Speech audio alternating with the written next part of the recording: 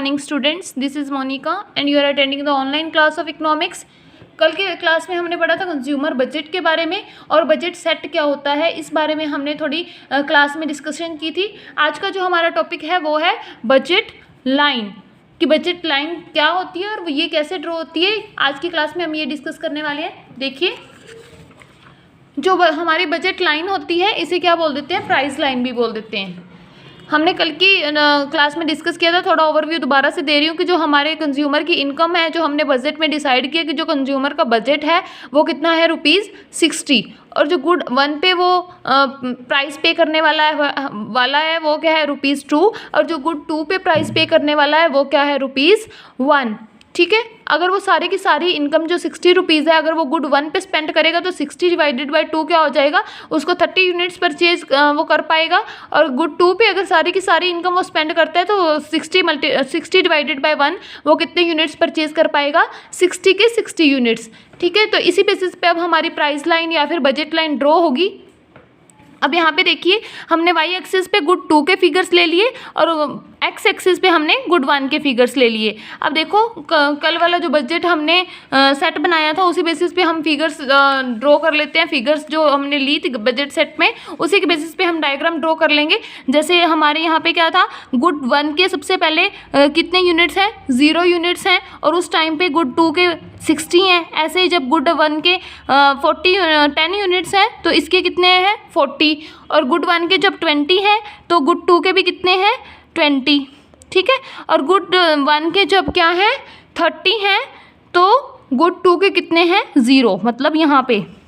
तो यहाँ इन सारे पॉइंट्स को ज्वाइन करके क्या बन जाएगी हमारी बजट लाइन।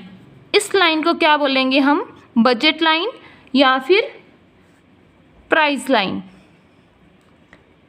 ठीक है, और इसको हम नेम दे देते हैं ए पॉइंट और बी पॉइंट, और ये बजट लाइन का नेम हो गया ए बी बजट लाइन। अब आगे देखिए, आपकी बुक में इससे रिलेटेड कुछ एक्सप्लेनेशन है, वो क्या है, देखिए इन्होंने कहा है कि जो लाइन ए बी है, जो बजट लाइन अभी हमने ड्रॉ की है, वो कहते हैं कि ये बजट लाइन ही है। हमें क्या पता है क्यों है ये बजट लाइन जो ए बी लाइन है, तो इसकी एक्सप्लेनेशन क्या दी है इन्होंने। वो कहते हैं कि क्योंकि ये जो कंज्यूमर है उसकी इनकम क्या है, 60, और वो 60 इनकम से ₹60 इनकम से वो क्या कर सकता है, 30 यूनिट्स जो है गुड 1 के बाई कर सकता है, और गुड 2 के कितने यूनिट्स बाई कर सकता है, वो 60 यूनिट्स, जबकि वो गुड 1 के बाई कर सकते हैं 30 यूनिट्स, क्योंकि गुड वाई के प्राइजेस जो हैं वो हैं ₹1 और गुड 2 के जो प्राइजेस हैं वो क्या हैं, ₹2। और वो कहते हैं कि ऐसे और भी कुछ पॉसिबल कॉम्बिनेशंस बनाए जा सकते हैं लाइन ए बी ड्रॉ करने के लिए। वो कहते हैं कि हर एक पॉइंट जो लाइन ए बी पे है वो इंडिकेट करता है एक ऐसा कॉम्बिनेशन जिसमें गुड 1 है और जो गुड 2 है वो क्या है, कंज्यूमर बाय कर रहा है अपनी गिवन इनकम के साथ, जबकि प्राइजेस गुड 1 के और गुड 2 के दिए हुए हैं। अब बजट लाइन की इन्होंने यहाँ पे डेफिनेशन दी है कि बजट लाइन क्या होती है, डिफरेंट पॉसिबल कॉम्बिनेशंस को दिखाती है गुड 1 और गुड 2 के, जहाँ पे जो कंज्यूमर बाय कर सकता है स्पेसिफाइड बजट में, जितना उसका बजट है, जितना वो एक्सपेंस कर सकता है उसी हिसाब से। और इन्होंने क्या बोला है कि जो बजट लाइन है इसमें क्या करते हैं, कंज्यूमर अपनी स्पेंड कर रहा है एंटायर इनकम या तो गुड 1 पे या फिर गुड 2 पे या फिर दोनों पे, कुछ पार्ट दोनों पे कंज्यूम कर रहा है, गुड 1 पे भी और गुड 2 पे भी। अब इन्होंने सेकंड क्वेश्चन अराइज किया कि line A B is called price line Y. सब पहले इन्होंने पूछा था कि लाइन ए बी जो है वो बजट लाइन है, ये क्यों है ऐसा, ये पहले पूछा था इन्होंने क्वेश्चन। अब ये पूछ रहे हैं कि लाइन ए बी जो है वो प्राइस लाइन है, ये हम कैसे कह सकते हैं। तो इसका आंसर क्या है, वो बोल रहे हैं कि जो लाइन ए बी है वो शो कर रही है कि 30 यूनिट्स हैं जो गुड 1 के इक्वल हैं 60 यूनिट गुड 2 के मार्केट में। इसलिए क्या है, इसलिए क्योंकि जो प्राइस जो है 1 यूनिट का गुड 1 के वो क्या है, इक्वल है प्राइस 2 यूनिट्स के गुड 2 के, मतलब जितने प्राइस 2 यूनिट्स प्राइस जो 2 यूनिट्स हैं गुड 2 के वो किसके इक्वल हैं, गुड 1 के ₹1 पर यूनिट के इक्वल हैं। तो इसका ये फॉर्मूले के टाइप में इन्होंने बना दिया P1 डिवाइडेड बाय P2। जैसे P1 क्या है, 60 है और P2 क्या है, 30 है, तो इसे हम शॉर्ट फॉर्म में अगर कट करते हैं तो ये हमारा आ जाता है आंसर 2।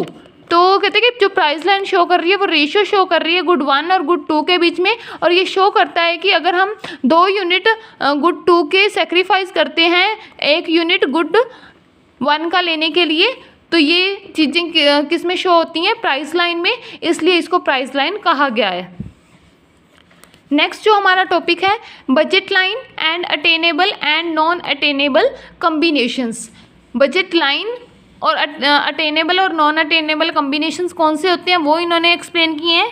अब देखो कि वो कह रहे हैं कि बजट लाइन एक ऐसी लाइन है जो जिस पे जो भी कम्बिनेशन होते हैं, जैसे इस लाइन पे जितने भी कम्बिनेशंस होंगे, यहाँ पे ए बी ले लो, सी ले लो, डी ले लो, ई ले लो, वो सारे अटेनेबल कम्बिनेशन होंगे, या फिर इसे फिजिबल कम्बिनेशन भी, फिजिबल वो चीज़ होती है जो हमारे पहुँच में हो। और नॉन अटेनेबल कम्बिनेशंस कौन से होंगे, जो इस बजट लाइन या फिर प्राइस लाइन के बाहर होंगे। वो कहते हैं कि ये जो शेडेड पोर्शन है, जो ग्रीन कलर आपको दिखाई दे रहा है, ये सारा पोर्शन क्या है, नॉन फिजिबल या फिर नॉन अटेनेबल कम्बिनेशंस का है ये पोर्शन। और ये पोर्शन जो आपको ये लाइट दिख रहा है, जो ये बजट लाइन दिख रही है, या फिर बजट लाइन के अंदर जो आपको एरिया दिया गया है, यहाँ पे जो भी कम्बिनेशन होंगे वो क्या होंगे, अटेनेबल होंगे और कंज्यूमर की रीच में होंगे।